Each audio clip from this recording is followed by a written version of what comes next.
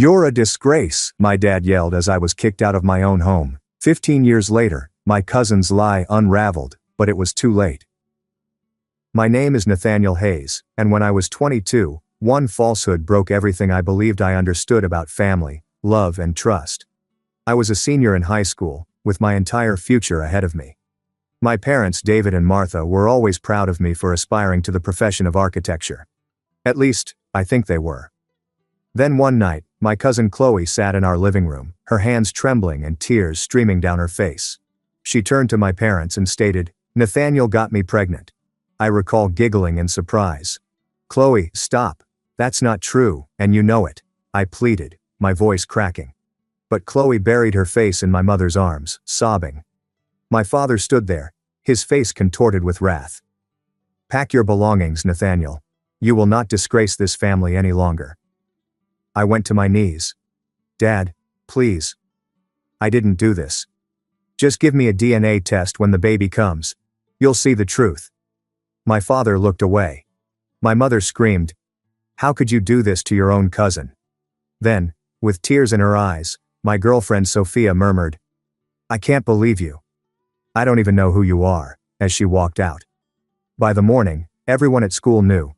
The stares, whispers, predator, manipulator, and liar. Each phrase pierced deeper than the previous. I couldn't handle it. I dropped out of school only weeks before graduation, leaving town with only a duffel bag. I drove 4 states away, stayed in inexpensive hotels, and found employment on construction sites. Long, terrible days in the sun, but I was determined to survive. Years passed and I worked my way up. I saved every dime, learnt every trade, and started my own business. From the outside, I seemed like a success story. But inwardly, I felt the weight of betrayal. When my father died, no one contacted me. I discovered out a week later while going through Facebook, gazing at images of a funeral I hadn't been invited to. Meanwhile, Chloe thrived. My parents, out of remorse, paid for her education. She married Alex, a polished lawyer, and they created the ideal life. Holiday greetings, happy family photographs, all I had hoped for. Then, just weeks ago, their son Max became seriously ill. He required a liver transplant. Chloe was not a match. Desperate, my brother James offered. Seeing as we have the same blood type. He contacted later and said, "I figured if he's really your boy, I had to step up." However, when the physicians tested him, bewilderment filled the room. The doctor added, "You're not a match, and there's no biological relationship between you and the child." That's when the truth hit. Max is not my son. He never was. Chloe had lied. And for 15 years I bore the consequences for something I never did. Now my phone won't stop buzzing. My mother is weeping on voicemail. "Danny, please come home. We made a mistake." James implored. "You were right all along, man. Please, let's fix this." Even Sophia, after all these years, messaged me. But I do not respond. I made my existence without them brick by brick, scar by scar. Now they want me back. And it isn't the worst part. It's only been one day since my cousin Chloe's life shattered under the weight of reality. For 15 years, I carried it like a stone chain around my chest, pulling me down into quiet, resentment, and a life I made on my own as my family turned away. I believed exposing her lies would set me free. Instead, I feel as if I'm trapped in a strange limbo, neither vindicated nor at peace, but somewhere between wrath and tiredness. I had a terrible time sleeping that night after learning the truth. My phone flashed up constantly on the bedside table, buzzing so often that it banged against the wood like an incessant alarm. Calls, voicemails, messages, and my mother, brother, uncles, aunts, and cousins, who had not spoken my name in over a decade, all remembered my existence. I left it there and gazed at the ceiling, my chest tight with the flow of memories. The sharpest of all was the night when Chloe, teary and shivering, said the words that destroyed my life. "Nathaniel got me pregnant." At the time, I was 19. 19. With my entire future ahead of me, grades good enough for scholarships, and admission letters ready to be opened. Within weeks of her deception, it was all gone. I dropped out of school because I knew no one would believe me. That the murmur of a DNA test was drowned out by a flood of fury. My father's displeasure was the loudest. He spit my name as if it were garbage. My mother wailed, as if she had lost her son. My brother stared at me as if I were a stranger who had entered our home. Sophia, the girl I loved, gave me nothing but a look of disgust. At the age of 19, I walked out of that house with a single duffel bag and slept wherever I could afford. I toiled hours stacking shelves and days lugging bricks, my hands blistered, while Chloe attended college, her tuition paid for by the same family that had abandoned me. The resentment has never left me. Not in 15 long years. And now, a day after the truth is revealed, they stand outside my door. When I drew back the curtain that morning and saw sunlight carving sharp lines across the blinds, I froze. My brother James's old truck, the rusted one he drove in high school, was parked at the curb. My mother stood beside it, resting against the hood. Her shoulders were slumped, and her arms were firmly wrapped about herself, as if she was bracing against more than just the chilly morning breeze. "Danny," she shouted, her raspy voice echoing across the street. "Danny, please open the door and let us talk," James said, his voice calmer but tinged with desperation. "You don't have to say anything. Just give us a few minutes. That's all we want." I remained in the hallway, gazing at the door, my fingers quivering as it approached the handle. For a brief moment, I wished to open it, go outside, and feel my mother's arms wrap around me like they had when I was a youngster. But then came the flashback. My father's eyes were full of fire as he labeled me a disgrace. The anger in Chloe's voice. My relatives whispered behind closed doors that I was a monster. Where were the voices then? I took a step back, my heart hammering. I would not respond. My mother's voice trembled as she tried again, tears spilling through her words. "Danny, it wasn't your fault. We know that now. Please don't shut us out." James opened the door. Not too hard, but enough to have the sound reverberate in my skull. "Danny, I beg you, don't let this be the end." I remained mute. I heard muffled weeping, shuffled footsteps, the bang of a truck door, and the roar of the engine as it rolled down the street. Only then did I allow myself to breathe, and what came out of my lungs was more bitter than air. I persuaded myself that was the end of it, and that I could resume my normal life. I was mistaken. Later that day, I arrived at the construction site where I work. Dust hung heavy in the air, and sunlight glinted off the steel beams. I'd rolled up my sleeves, perspiration soaking my back. When I heard it, it was James's voice. "Danny." I looked around, and there he was, standing in the center of the site, his face tired but resolute. The workers halted their work. Metal clanged to quiet, and drills sputtered and stalled. Every eye was on us. James came carefully, hands raised, as if he was scared I might flee. "I know you don't want me here, but I had to come. You don't understand how sorry I am, how sorry we all are." I clenched my teeth, my voice low and fierce. "You shouldn't be here." He continued to approach. "We were wrong. I was wrong. I should have stood by you. I should have fought for you. Instead, I stayed quiet while you lost everything. While you were 19 and begging us to believe you. I just stood there and I'll regret it for the rest of my life." My crew shuffled uneasily, watching the heat rush through me, embarrassment and rage entwined. I turned aside and walked back to the house's half-built structure. James yelled, "Danny, don't do this. Just one conversation. That's all I'm asking." I paused, whirled around, and my words cut like glass. "One conversation. You had 15 years, James. 15 years while I clawed my way out of the dirt, while I slept in motels and worked myself bloody. You could have asked for one conversation then, but you didn't." His eyes shined as his lips parted, but I turned back and went away. Dust whirled around my boots, and behind me, stillness hung thick as stone. That night, news began to spread around the family. Chloe, previously known as the Golden Girl, was condemned in every whispered talk. Relatives who had previously praised her bravery mocked her name. They dubbed her a liar and a thief who drained their money for her studies while I struggled to make ends meet. The tide had changed, but it was too late for me to care. Chloe's world was disintegrating.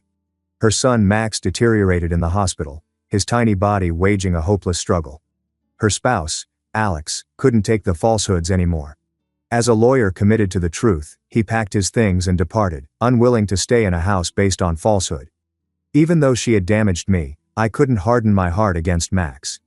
He was innocent, a youngster caught up in the aftermath of his mother's falsehoods. That notion seared me from within. Calls poured in from uncles, aunts and cousins. Their comments are sickly sweet with remorse. We always had doubts. We never believed her, not fully. Lies, all of them. Where were these doubts when I was 19 and begging for a test? Where were they when I had to leave my school, my future, my life?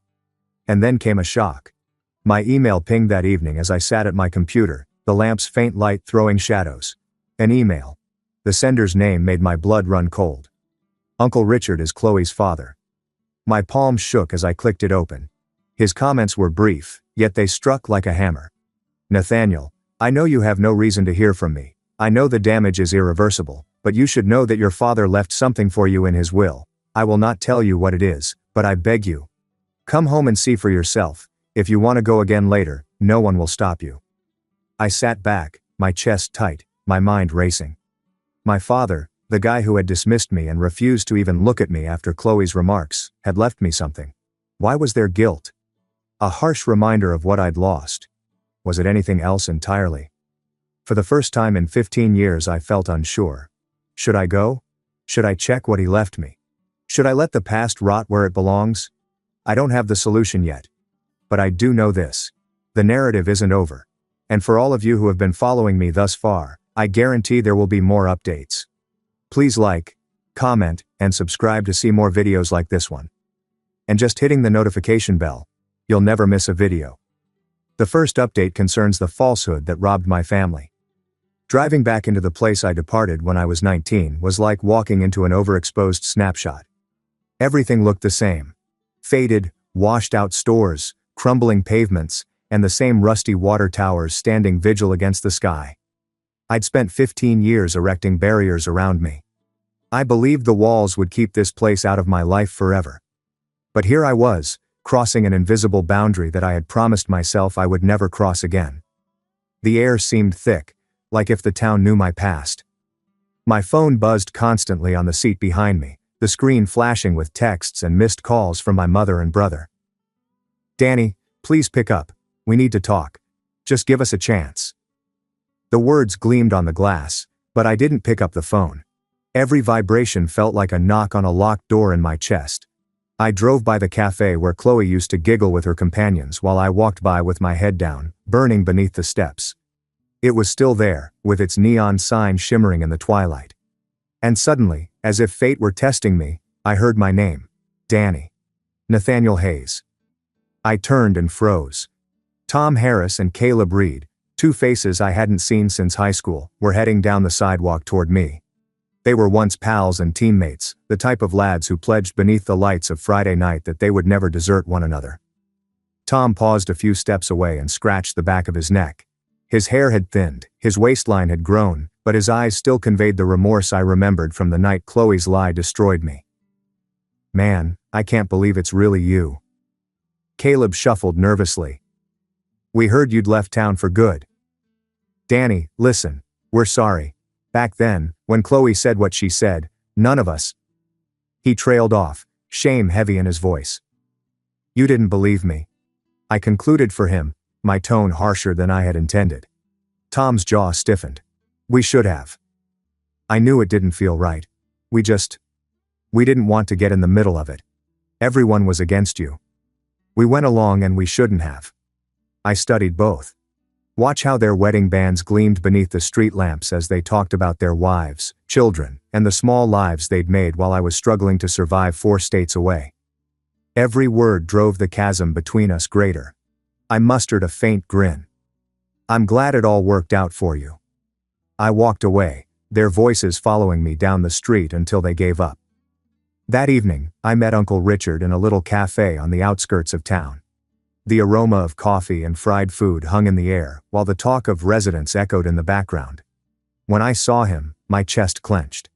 He had gotten older, with largely gray hair and a slimmer body, yet his eyes retained a sadness that appeared to empty him out. When I approached, he stood and grabbed my hand with both of his. Danny, he murmured.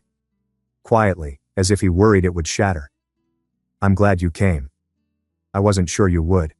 I sat across from him, the weight of years pushing down. Why did you reach out after everything? His shoulders dropped. Because someone has to tell you the truth about your father. He wasn't the man you remember at the end. Danny carried regret every single day. He never stopped thinking about you. I felt the old rage stir. He threw me out.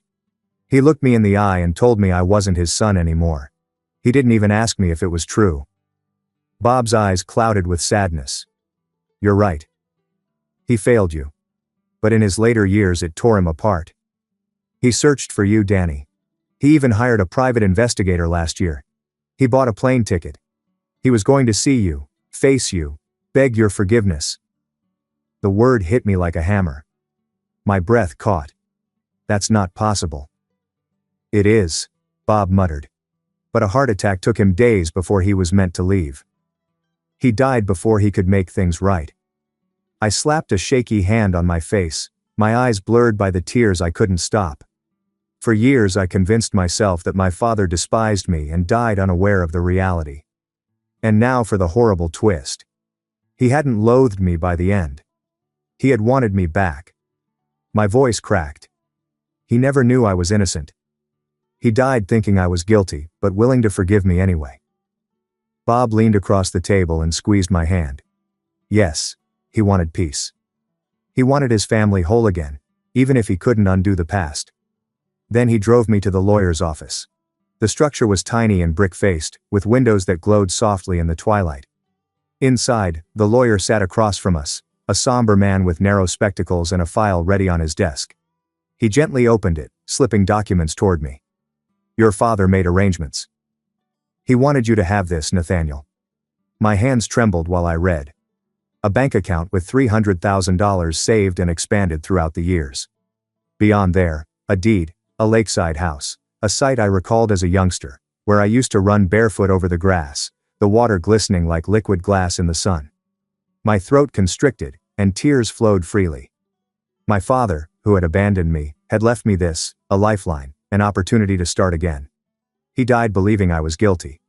But Dad still wanted me to have a future and be connected to this family in some way. I buried my face in my hands, sobbing. He never knew the truth.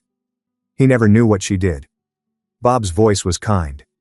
He knew he loved you. That was enough for him in the end. That night, I couldn't stomach returning home. Instead, I sat in a tavern on the outskirts of town, the lights dimmed, the air dense with smoke and the whispers of strangers. A tumbler of whiskey remained untouched in front of me. I looked into it and saw not my mirror, but the boy I had once been, broken and sent out at 19. The scrape of a chair interrupted my thoughts. I turned and felt my chest constrict. It was Alex, Chloe's husband. His face was creased with tiredness, and his eyes were piercing with purpose. He drew closer, his voice calm but with a hint of urgency. I need the truth, Nathaniel. All of it. Tell me what she did. I met his gaze, as solid as steel. She lied. She ruined me. At 19 I had to drop out of school. I lost my family, my future. I left this town in disgrace while she went to college on their money. And for 15 years, the weight of her lie crushed me. Alex's jaw tightened, and his hands clenched against the bar. She destroyed everything for you, and she thought she'd never have to pay for it. His voice sank to a snarl. You can't let her walk away from this, Nathaniel. You need to hold her accountable for what she did. Sue her and drag her into court. Don't let her wreck your life, and then rebuild hers as if nothing happened. His words pierced me, triggering emotions I hadn't felt in years. The desire for justice, retaliation, and regaining what was stolen. Now, as I sit at my computer with the deed to the lake house beside me and the screen's glow lighting my face, I can hear Alex's voice ringing in my thoughts. For so long all I wanted was distance. But maybe distance is no longer enough. The narrative is far from done. And for those who are following along, I guarantee additional updates. The second update sees the mysteries finally being revealed. Sleep eluded me that night. I tossed and turned on the mattress of the half-renovated lake cottage. The ceiling fan clicked quietly above me, like a ticking clock that I could not stop. Every time I closed my eyes, I saw my father's expression. Lines deeper than I recalled, eyes clouded with the despair that had followed me to exile. He had gone to his grave believing I was guilty. That was the fact that choked me more than anything else. Another fact was making its way to the top. One of my cousins had been hiding for almost a decade. The storm broke the next afternoon. Gossip spread rapidly from the hospital halls, whispered by nurses, overheard by guests, and carried like wildfire across the little town. It came to me via a late-night message from an old high school friend, Matthew, whom I hadn't spoken with since I was 19. Dan, the note stated, you need to know this. She tested 7 men. 7. They eventually located the genuine father. I'm Halverson, the gym teacher. Can you believe it? I dropped the phone and stared into the dark light of the room, the name ringing in my head. Mr. Halverson, our gym instructor, the man who had yelled at me to sprint until my lungs burned, smiled at me when I struggled with the pull-up bar, and lived on the outskirts of town in that dismal house with peeling siding. My cousin had shattered my life by pointing a shaking finger at me despite the fact that she had always been with him. Rage, icy and suffocating, rushed through me. I remembered my father's face, my mother's angry remarks, and my brother's quiet. Everyone believed her. And all this time, the truth had been simmering below the surface. The next morning, I found myself in the office of Richard Crowley, a lawyer suggested by a former colleague. His office smelled of dust and leather, and the walls were lined with heavy volumes that had not been touched in years. He urged me to a chair and looked at me with piercing, searching eyes. Tell me everything, he asked. I did. Every information poured forth. The allegation, my family's treachery, the lover who fled, and the years of exile. Richard listened attentively, his pen scraping over a yellow legal pad. When I finished speaking, he leaned back and tapped his pen against the surface. Nathaniel, you have a case. This isn't just a personal tragedy. This is defamation, libel, and damages stretching over 15 years. Your cousin's lie cost you your education, your reputation, and your family. Now with the DNA evidence and the hospital gossip confirming the truth, we have leverage. A strong case. If you're willing to fight, I can help you. I gulped hard, my hands shaking. For the first time in years, I felt a fire inside me. Not just wrath, but purpose. I left his office and headed to the lake cottage, my father's final present. It appeared weary, as if waiting for someone to love it back to life. Cracked shutters hang freely. The porch steps sagged, and ivy climbed the walls as if it had taken control. I stood there, the key in my palm, talking into the still air. You wanted me to have this, Dad. Maybe this is where it begins again. Renovating my home became my therapy. The smell of sawdust, the sensation of sandpaper polishing aged wood, and the gratifying thump of a hammer on nails. It kept me calm, but it also brought me face to face with spirits. One afternoon, I went to the local hardware shop to get paint and tools. And there she was, Laura, my ex.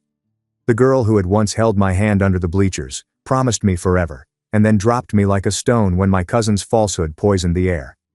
Her hair was short and nicely groomed, and a gold wedding band glistened on her hand as she rang up a customer. She halted for a second, gazing at me as if she'd seen a ghost. Nathaniel. Her voice broke, the same voice that had once murmured love in my ear. I didn't know you were back.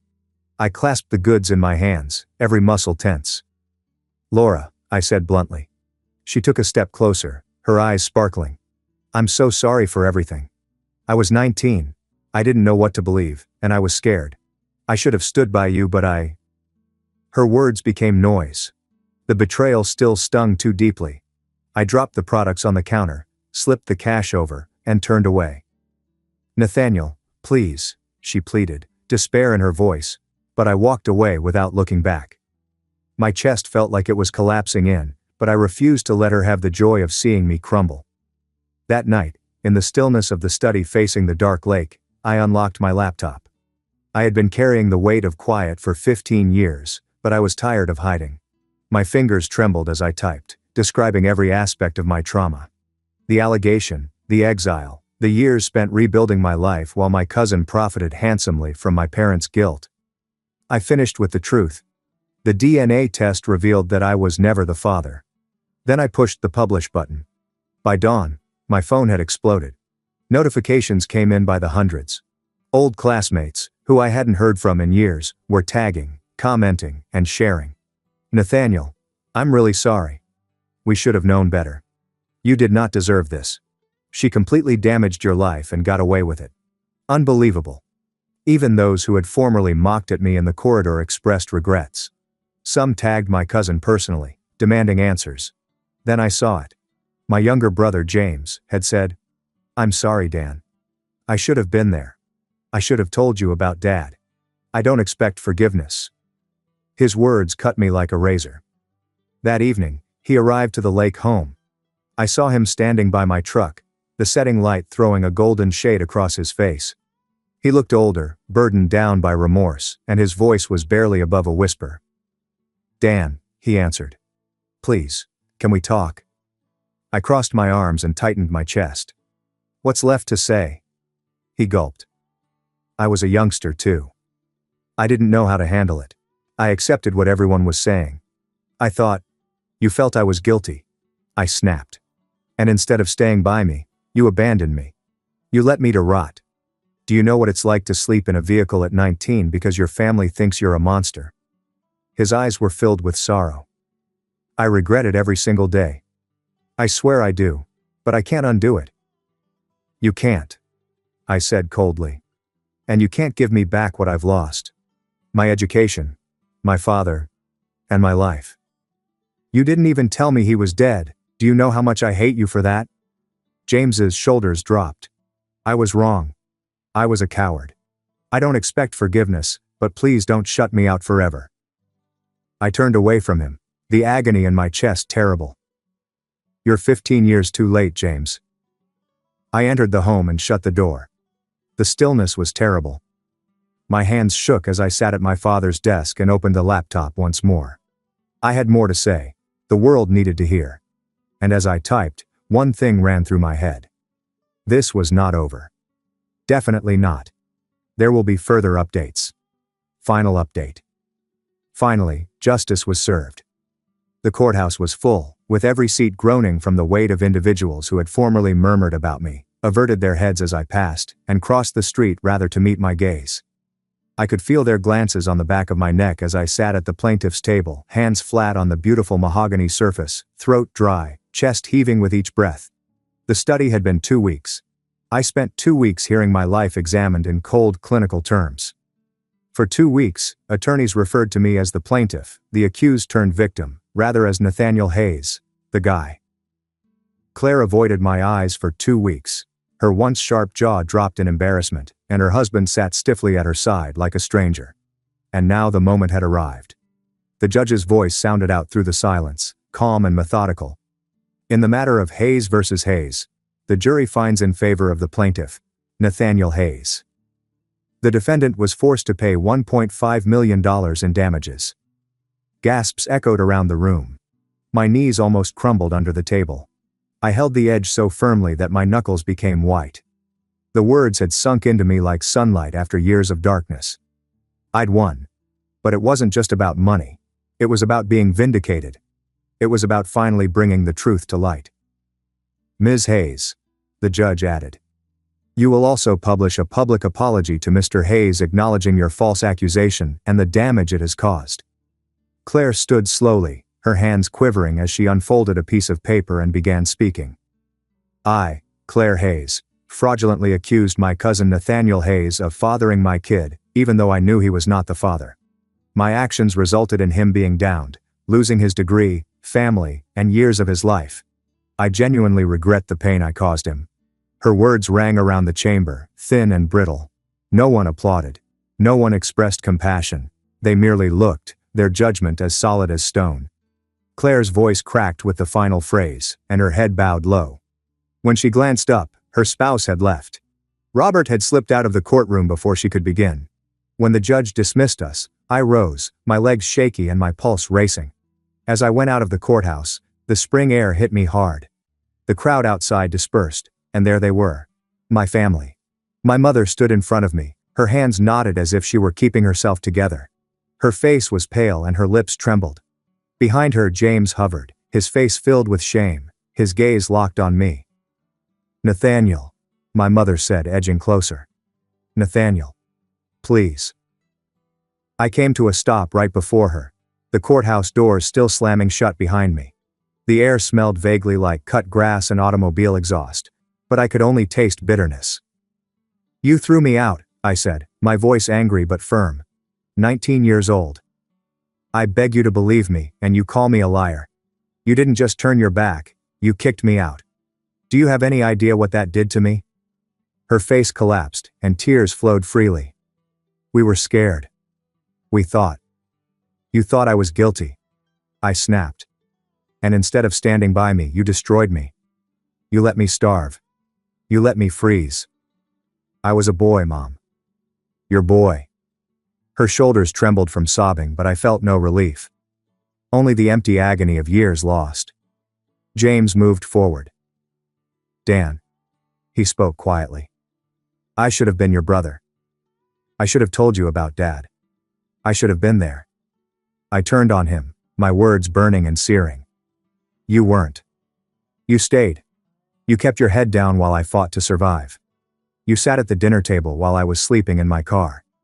You didn't even tell me when he died." My voice cracked. "Do you know how much I hate you for that?" He flinched as though I had hit him. "I know," he muttered. "And I'm sorry every day. I'm sorry." I shake my head. "You're 15 years too late." The quiet between us was agonizing. I turned aside and walked past them both, my chest tight and my breathing ragged. Chloe's life rapidly crumbled after that. Alex filed for divorce within a month, and their custody fight was ugly. The truth of her falsehoods, the public apologies, and the harm she had inflicted all came tumbling down. Ultimately, the judge gave Alex full custody of Oliver. Witnessing her breakdown in court was like witnessing a house of cards crash, unavoidable and permanent. Oliver's procedure was successful. I paid him a visit in the hospital shortly after. The aroma of antiseptic lingered in the air, and the repetitive beeping of machinery broke the calm. He looked pallid and smiled faintly, his little hand grasping an action figure. "Hi," I replied quietly, drawing up a chair. "I'm Nathaniel, your cousin." He looked at me attentively. "My dad says you're good. Are you?" The question nearly destroyed me. I swallowed hard. "I try to be," I explained. "And if you ever need someone, you can call me anytime." His eyes brightened and he nodded. For a brief time, the years of bitterness faded. I relocated my construction company back home, spending the losses in expansion. New trucks, new equipment, and new contracts. The social media post that began as a cry for justice became the cornerstone of my future. People wanted to see me succeed. Jobs flooded in, and within a year, my firm was one of the most reputable in the state. I drove past the lake house one evening, the porch lights shining brightly against the water. I thought about my father. He didn't survive to see me vindicated, but his dying gift gave me the opportunity to rebuild. I muttered into the darkness, "I'm trying, Dad. I'm really trying." Chloe, meanwhile, became a pariah. In town, she went by the moniker Poison. She lost her position at the legal firm. Her friends stopped calling, and her relatives murmured her name in hatred. She went through the streets, her head lowered. The once proud woman is reduced to murmurs and pitying looks. As for me, I began therapy. The first session was difficult. I sat stiffly on the chair, looking at the clean clock ticking on the wall, the aroma of lavender thick in the air. But gradually, I began to process the years of wrath, sadness, and shame. Slowly, I started to heal. My family is calling me rather frequently right now.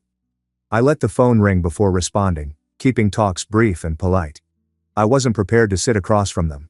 Wasn't prepared to share a table or a meal. But I said, baby steps. It was the first time in 15 years that I wasn't defined by a falsehood. I wasn't the boy who was kicked out. I was Nathaniel Hayes, a guy who had endured, fought back and succeeded.